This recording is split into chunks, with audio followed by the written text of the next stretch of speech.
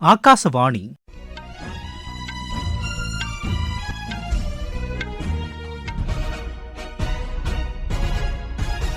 செய்திகள் வாசிப்பவர் கோபிநாத். தலைப்புச் செய்திகள்.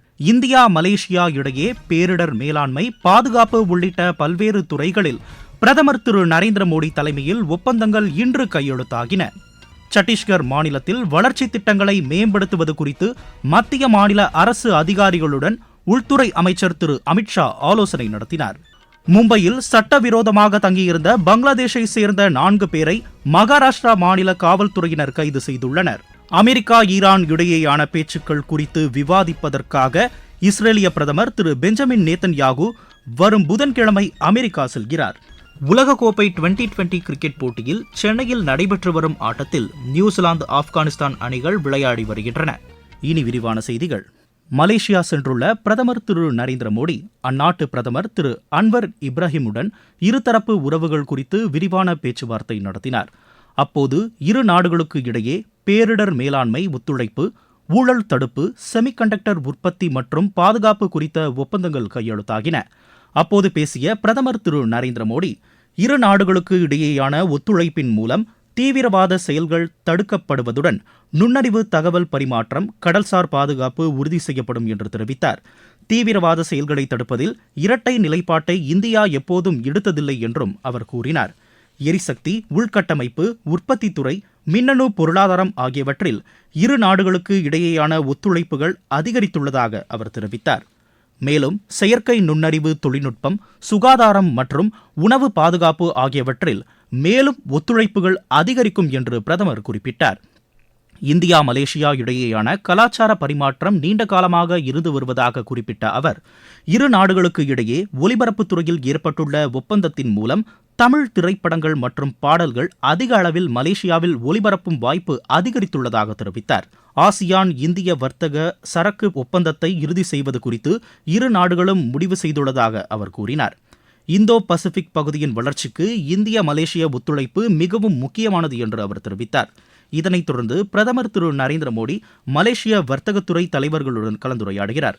இதன் மூலம் முதலீடுகள் மற்றும் பொருளாதார வளர்ச்சி ஏற்படுவதற்கான வாய்ப்புகள் அதிகரிக்கும் என்று எதிர்பார்க்கப்படுகிறது.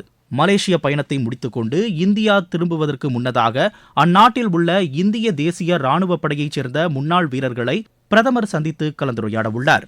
சத்தீஸ்கர் மாநிலத்தின் பாதுகாப்பு மற்றும் வளர்ச்சி திட்டங்கள் குறித்து மத்திய உள்துறை அமைச்சர் திரு அமித்ஷா ராய்ப்பூரில் ஆய்வு மேற்கொண்டார்.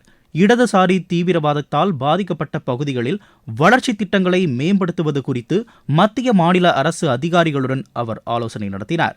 இன்று மாலை நடைபெறவுள்ள சத்தீஸ்கர் வளர்ச்சி தொடர்பாக நடைபெறும் மாநாட்டில் திரு அமித்ஷா உரையாற்றுகிறார். நாளை ஜகதால்பூரில் நடைபெறும் பஸ்தார் பாண்டம் திருவிழாவின் நிறைவு நிகழ்ச்சியில் அமைச்சர் கலந்து கொள்கிறார். ஐரோப்பிய யூனியனின் தவிர்க்க முடியாத நட்பு நாடாக இந்தியா மாறியுள்ளது என்று கிரீஸ் பாதுகாப்புத்துறை அமைச்சர் திரு நிக்கோஸ் டெண்டியாஸ் தெரிவித்துள்ளார்.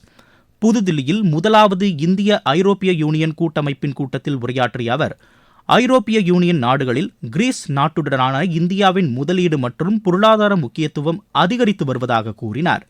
இந்தியா ஐரோப்பிய யூனியன் இடையேயான வர்த்தக ஒப்பந்தம் மிகவும் முக்கியத்துவம் வாய்ந்தது என்று திரு நிக்கோஸ் டெண்டியாஸ் குறிப்பிட்டார். இதனிடையே கடந்த 2 நாட்களாக இந்தியா ஐரோப்பிய யூனியன் நாடுகளுக்கு இடையே நடைபெற்ற பேச்சுவார்த்தைக்கு பிறகு வர்த்தகம், பாதுகாப்பு, தொழில்நுட்பம், புவி அரசியல் ஆகியவற்றில் முன்னேற்றம் ஏற்பட்டுள்ளதாக தெரிவிக்கப்பட்டுள்ளது. சட்டவிரோத குடியேற்றத்திற்கு எதிரான நடவடிக்கையை மும்பை காவல்துறையினர் ஈடுபட்டுள்ளனர். மும்பையில் சட்டவிரோதமாக போலி அடையாள ஆவணங்களை பயன்படுத்தி வசித்து வந்த பங்களாதேஷை சேர்ந்த 4 பேர் காவல்துறையினரால் கைது செய்யப்பட்டுள்ளனர். கிழக்கு மலாதின் பதன்வாடி பகுதியில் நடத்தப்பட்ட தொடர் சோதனைகளை அடுத்து இந்த நடவடிக்கை மேற்கொள்ளப்பட்டுள்ளதாக மும்பை காவல்துறை தெரிவித்துள்ளது. கைது செய்யப்பட்டவர்களை மீண்டும் பங்களாதேஷிற்கு அனுப்புவது குறித்த சட்ட நடவடிக்கைகள் எடுக்கப்பட்டு வருவதாகவும் தெரிவிக்கப்பட்டுள்ளது. நீங்கள் கேட்டுக்கொண்டிருப்பது ஆகாசவாணியின் செய்தி அறிக்கை.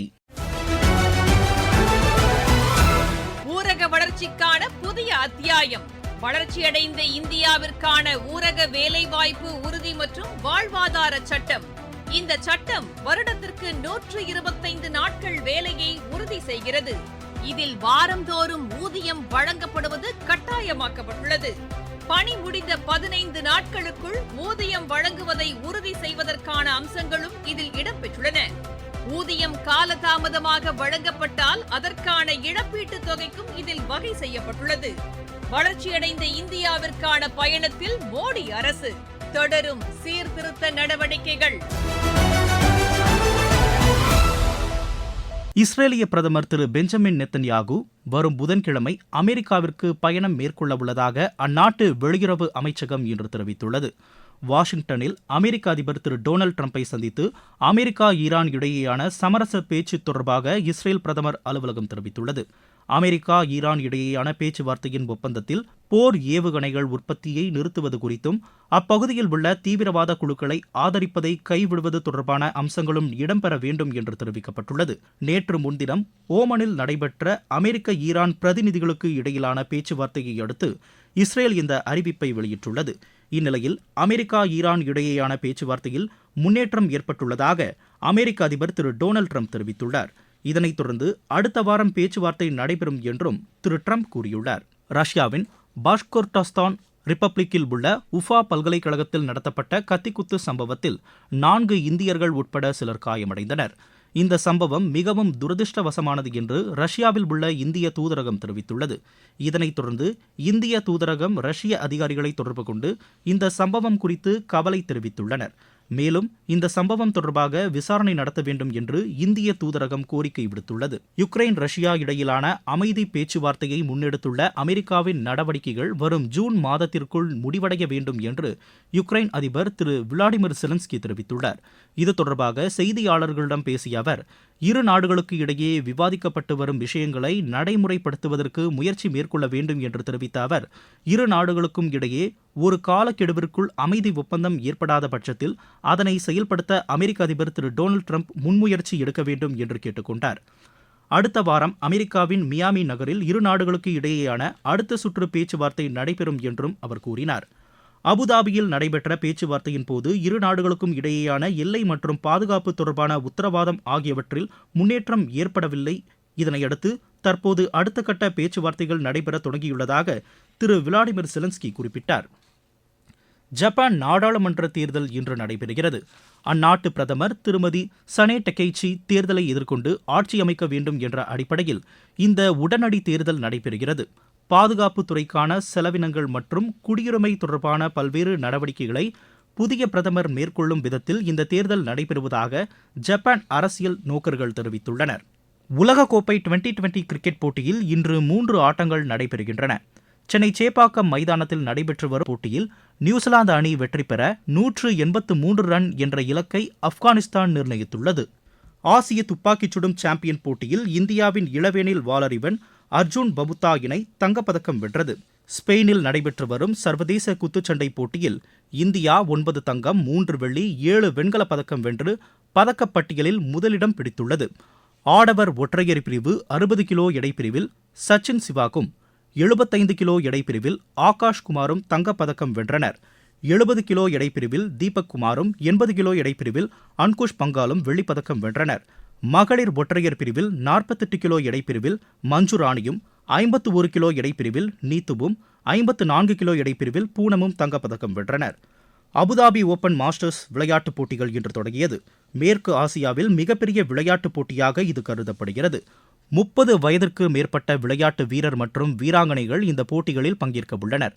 10 நாட்கள் நடைபெறவுள்ள இப்போட்டியில் 92 நாடுகளைச் சேர்ந்த 25,000 பேர் கலந்து கொள்கின்றனர். செஸ், தடகளம், பேட்மிண்டன், வாலிபால், கூடைப்பந்து, கால்பந்து உள்ளிட்ட பிரிவுகளில் போட்டிகள் நடைபெறவுள்ளன. 13 பிரிவுகளில் மாற்றுத்திறனாளிகளுக்கான போட்டிகளும் இடம்பெற்றுள்ளன. இந்த போட்டிகளை சுமார் 5 லட்சம் பார்வையாளர்கள் காணவுள்ளதாக ஐக்கிய அரபு அமீரகம் தெரிவித்துள்ளது. மீண்டும் தலைப்புச் செய்திகள்.